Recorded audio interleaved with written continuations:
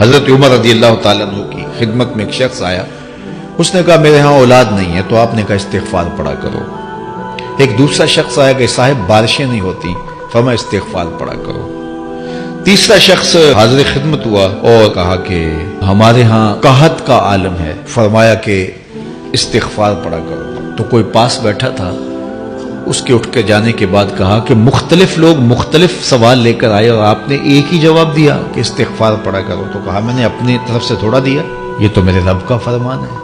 کہا وہ کیسے؟ کہا سورہ نوح پڑھو، فَقُلْتُ اسْتَغْفِرُوا رَبَّكُمْ۔ حضرت نوح علیہ السلام نے اپنی قوم سے کہا کہ اپنے رب کے حضور استغفار کیا کرو۔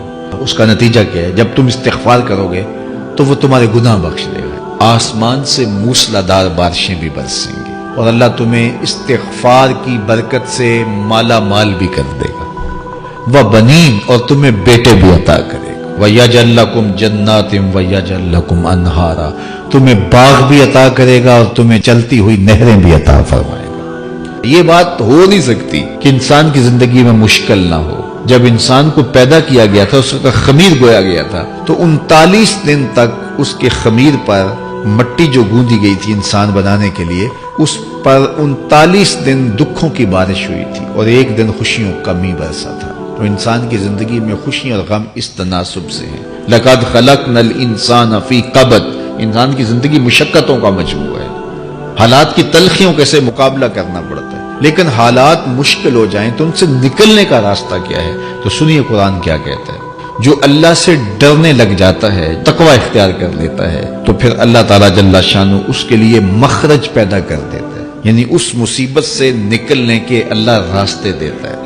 یہ اس شخص کا مقصوم ہے جو اللہ سے ڈرتا ہے۔ اس پر مشکلات اس پہ بھی آتی ہیں، یہ نہیں کہ اس پہ مشکلات نہیں آتی، زندگی کی مشکلات کا وہ بھی شکار ہوتا ہے، لیکن جو ہی مشکلات آتی ہیں ان مشکلات سے نکلنے کا اللہ اسے راستہ بھی عطا کر دیتا ہے۔ اور دوسری بات، وَيَرْزُقْهُ مِنْ حَيْثُ لَا يَحْتَسِبُ، اللہ اس کو وہاں سے رزق دیتا ہے جہاں سے اسے گمان بھی نہیں ہوتا، وہاں سے رزق دے دیتا ہے۔ بندہ تو یہ کہتا نا کہ مجھے یہاں سے ملے گا، یہاں سے، ایک بندے کی منصوبہ بندی ہے، لیکن جو اللہ سے ڈرنے والا ہوگا اللہ اس کو وہاں سے رزق دے گا جہاں اسے گمان بھی نہیں ہوگا، خیال بھی نہیں ہوگا کہ یہ راستہ بھی حصول رزق کا ہو سکتا ہے۔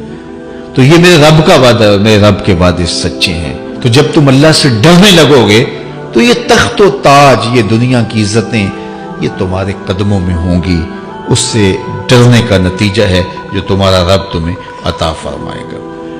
آج میں سمجھتا ہوں کہ پاکستانی قوم کو اجتماعی استغفار کی ضرورت ہے۔ آپ کے دریاؤں کا پانی سوکھ گیا، استغفار کریں گے اللہ تعالیٰ ان کو پانیوں سے مالا مال کر دے گا، بارشیں ہوں گی، قحط سالیاں دور ہوں گی، بے اولادوں کو استغفار سے اولاد نصیب ہوگی، اور معیشت کی بہتری وہ استغفار کے ذریعے سے ہوتی ہے۔ تو یہ 5 چیزیں بیان فرمائی، تو استغفار سے خوشحال زندگی کا تصور ابھرتا ہے۔ دین کی بات پھیلانا صدقہ جاریہ ہے، ثواب کی نیت سے ویڈیو کو شیئر ضرور کیجیے۔ جزاک اللہ۔